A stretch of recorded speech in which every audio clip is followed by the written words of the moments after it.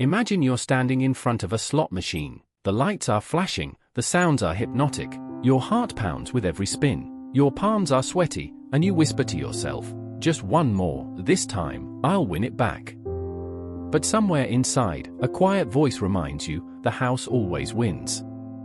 Still, you press the button again. Why? When logic screams at you to stop, do your hands keep moving? Why do you feel chained to the hope of a win that never comes? That's the real trap of gambling. It's not just about money. It's about psychology, emotion, and the way the brain gets rewired to chase uncertainty. And today, we're going to break that cycle wide open. Most people think gambling is all about money. They look at it from the outside and say, well, if you're losing money, just stop spending it. If you really wanted to quit, you'd quit. And on the surface, that sounds reasonable.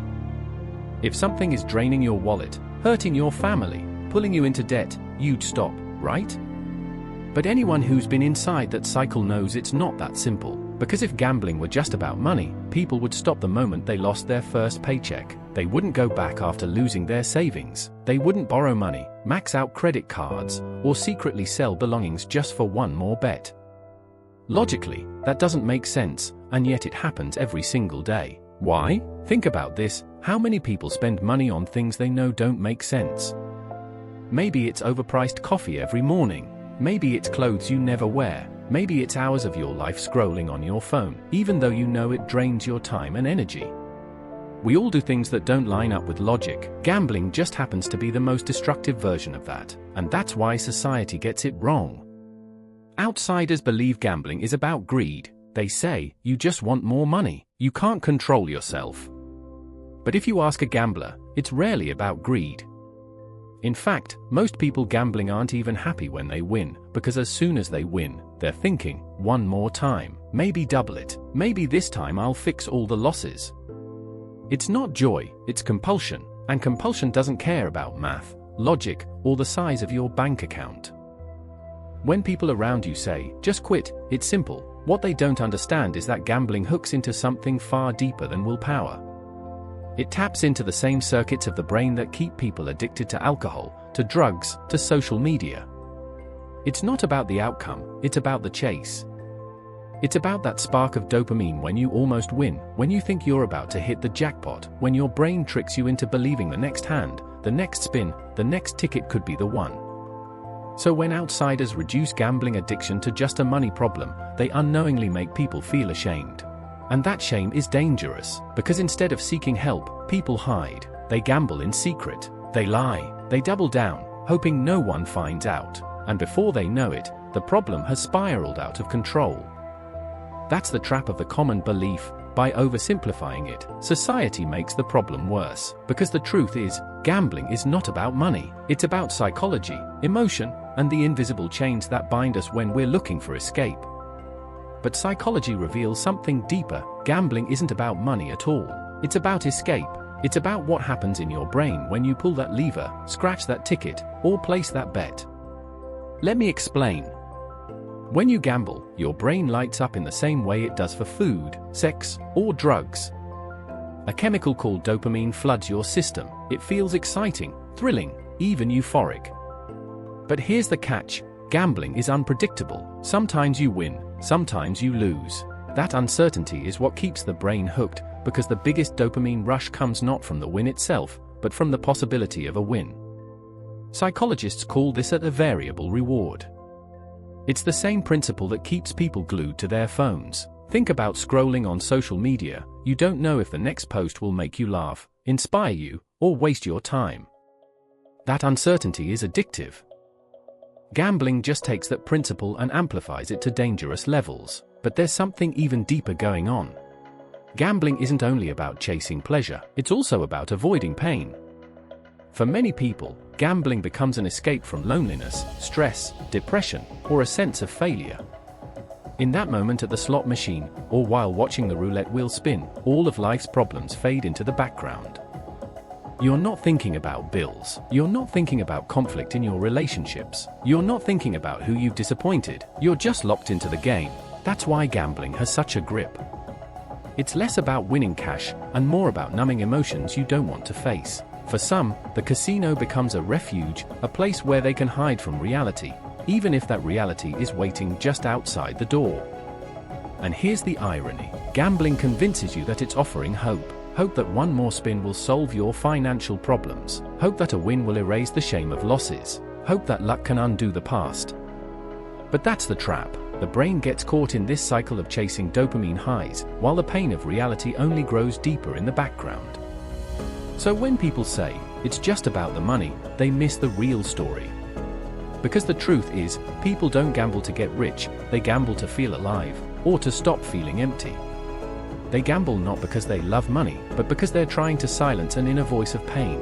And once you understand that, you see why quitting isn't about willpower. It's about rewiring the brain, facing the emotions, and breaking free from a cycle that was never about dollars in the first place. Sigmund Freud might call gambling the battleground of the mind. On one side, you have the ID, the raw, impulsive part of you that craves pleasure, excitement, risk. The ID whispers, one more spin, one more bet, this time it will work. On the other side, you have the superego, the rational voice, the moral compass, the part of you that knows the rent is due, that your family is waiting at home, that logic says the odds are against you. And caught in the middle is the ego, trying to balance those two voices, often losing the fight as the ID grows louder, hungrier, more desperate. That inner war is why gamblers often describe feeling split in two, one part screaming, stop, and the other part dragging them back into the game. But Freud is only part of the picture. On a deeper, symbolic level, gambling can be seen as the trickster archetype. In mythology, the trickster is the figure that promises joy but brings chaos. He appears playful, harmless, seductive, yet behind the mask, he steals from you, mocks you, and leaves you weaker than before. That's what gambling is. It dresses itself in flashing lights and celebration sounds, but it's a silent thief, taking your time, your peace, your self-respect. And this pattern isn't new. Humanity has been telling this story for thousands of years. Think of the myth of Icarus. Armed with wings made of wax, he was warned not to fly too close to the sun. But intoxicated with freedom and thrill, he soared higher and higher, until the wax melted, and he came crashing down. That's the gambler's story in one image, the belief that you can defy the odds, the feeling of flying, until reality pulls you down hard. Or consider the siren song from Homer's Odyssey. The sirens lured sailors with beautiful voices, promising delight. But hidden beneath the melody was destruction. Ships crashed onto rocks, lives lost. The slot machine, the roulette wheel, the betting slip, they are today's sirens. They sing to you in lights, sounds, and false hope. And if you don't anchor yourself, if you don't tie yourself to the mast the way Odysseus did, you get pulled in. What's powerful here is that these myths are not just old stories, they are mirrors of the human mind. They remind us that the struggle isn't about money, or even about the game itself. It's about desire versus discipline, illusion versus truth. Gambling is simply one of the modern arenas where that ancient battle plays out. So when you stand in front of a slot machine, you're not just pulling a lever, you're wrestling with the trickster. You're testing whether your wings can survive the sun. You're listening to the song of the sirens, wondering if this time, it will end differently. And the lesson from history is clear, the trickster always wins, until you learn to see him for what he is. Why does gambling unsettle people so much? Why do non-gamblers look at someone struggling with it and say, that would never be me, what a waste, they should just stop? Because deep down, gambling exposes something society doesn't want to admit, our collective addiction to instant gratification. We live in a world that rewards speed, not patience. Think about it. We no longer wait for letters, we demand instant messages. We don't wait for shows to air weekly, we binge entire seasons overnight. We can order food, clothes, or even relationships with a swipe of a screen. Everything is designed to give us now what used to take time, effort, or discipline. And here's the uncomfortable truth, gambling is just the raw, exaggerated version of what many people secretly do every single day. We may not all sit at a slot machine, but how different is that from refreshing our phones for notifications, hoping for a like, a comment, a message? How different is it from scrolling endlessly through TikTok or YouTube Shorts, chasing the next funny clip, the next dopamine hit? We criticize the gambler who spends hours in a casino, But how many of us spend hours in a digital casino, our social feeds, pulling the lever of the algorithm, hoping the next scroll brings something rewarding? That's why gambling makes people uncomfortable. It's a mirror. It reflects back the uncomfortable truth that we are all, in some way, escaping reality through instant gratification. Some people gamble with money. Others gamble with time, attention, or relationships. And notice this, society doesn't shame those escapes as much, because they're socially acceptable. Nobody bats an eye when someone binge watches Netflix all weekend, even though it's also a form of escape. Nobody questions why we scroll for hours late into the night, even though it leaves us drained. But gambling is visible, dramatic, and financially destructive. It shows us in plain sight what's really going on inside us, that humans will trade long-term stability for short-term relief, even if it hurts us. And that's why society reacts so harshly to gamblers, not because gamblers are so different, but because they are the most obvious example of something we all secretly struggle with. The gambler's losses are measured in money. Ours might be measured in hours wasted, opportunities lost, or relationships neglected. In other words, the gambler isn't just a gambler, they are a symbol of us. And that's unsettling, because to look at them is to ask ourselves, where am I gambling with my own life? Every hero's journey begins in pain. For you, maybe that pain is the sinking feeling of opening your bank account and seeing nothing left. Maybe it's the look on your loved one's face when they realize you lied about money. Maybe it's those long nights staring at the ceiling, whispering to yourself, why can't I stop? That's the starting point, the darkness before the transformation. And if you're in that place right now, it doesn't mean you're weak. It means you're at the beginning of your story. Because the awakening comes the moment you realize gambling is not your identity. It's not who you are, it's your enemy. And when you see it as an enemy, something shifts. You stop saying, I'm hopeless, and you start saying, this is a battle I can fight. Think of every myth, every story we love. The hero is never perfect. They stumble, they fail, they fall to temptation. But what makes them a hero isn't that they never fall, it's that they rise. They stand up again, wiser, stronger, and more determined. Take the story of Odysseus and the Sirens. He knew their song was irresistible. So what did he do? He didn't just trust his willpower. He tied himself to the mast. He put wax in his sailors' ears. He built systems around him so that even in his moment of weakness, he would be protected. That's not weakness, that's strategy. And that's exactly how you rise above gambling. You don't rely only on raw willpower, because willpower runs out. You build systems that hold you up when you're at your weakest. That might mean joining a self-exclusion program so you physically can't enter a casino. It might mean deleting apps or asking a trusted friend to block access to online betting. It might mean therapy, where you learn healthier ways to handle the emotions you've been escaping. It might mean accountability, a partner or group who checks in on you when you feel tempted. Every one of those choices is like tying yourself to the mast. They don't take away the siren song, but they make sure you survive it until it passes. And here's the beautiful part, when you take those steps, when you refuse to let gambling define you, you begin to rewrite your story. You're no longer the person who fell to temptation. You become the one who rose above it, the one who turned weakness into wisdom, shame into strength, and pain into purpose. That's the hero's journey. And if you're hearing this right now, it means you're already on it. Quitting gambling is not just about saying no to a casino. It's about saying yes to yourself, yes to freedom, yes to rebuilding trust, yes to having peace when you wake up, instead of dread in your stomach. Yes to looking in the mirror and seeing someone who fought for their own life and won. Every time you walk past a betting shop and keep walking, every time you close a gambling app instead of opening it, you're proving something powerful, that you are stronger than the illusion. That is not weakness, that is heroism. Because think about it, anyone can give in to temptation, that's easy.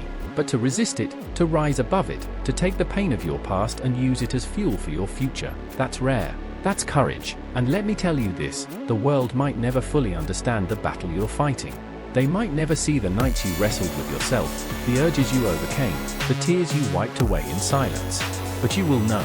You'll know the strength it took. You'll know the victories hidden in those small choices, the day you walked away, the day you deleted the app, the day you said enough. Those moments add up. They stack like bricks, and brick by brick you are building a new life. A life where your money stays in your pocket, your time returns to your hands, and your dignity returns to your heart. And here's the most powerful truth: you don't have to win this battle overnight. You win it one choice at a time. Every day you resist, every urge you survive, every temptation you outlast, that's a victory. And victories build momentum. Momentum builds confidence. And confidence builds freedom. So don't think of quitting as losing something. Think of it as gaining everything. Your freedom, your peace, your relationships, your future. Because quitting gambling isn't the end of joy, it's the beginning of real joy. Joy that doesn't come from flashing lights or false promises, but from the quiet strength of knowing you're in control. Joy from being present with the people you love. Joy from waking up and realizing you don't have to gamble away another day of your life. That's not just recovery, that's transformation, that's rebirth. And you, yes, you, are capable of it. If you're watching this right now and you feel the weight of gambling pressing down on your life, know this: you are not alone. You are not broken. And you are not beyond help. The fact that you're here, listening, means a part of you is already reaching for freedom. Don't ignore that voice. That voice is the beginning of your comeback. But here's the truth: no one wins this battle alone. Heroes are strong not because they fight by themselves, but because they reach for tools, for allies, for support. So if you're ready to take your first step, do it today, not tomorrow, not someday. Today.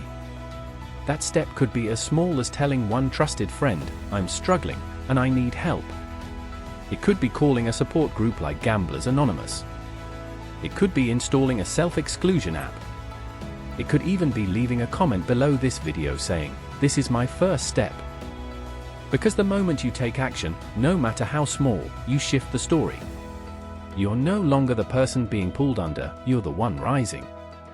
And remember this: quitting gambling is not just about giving something up. It's about gaining your life back. It's about freedom, peace, and a future where you are in control. So if this spoke to you, take that first step right now. Don't wait for the perfect moment. The perfect moment is already here. And if you know someone trapped in this cycle, share this with them. You never know, it could be the lifeline they've been waiting for. Subscribe if you want more guidance and encouragement on this journey, because I promise you this: you are not walking it alone. There is hope, there is strength, and there is a life beyond gambling, waiting for you to claim it.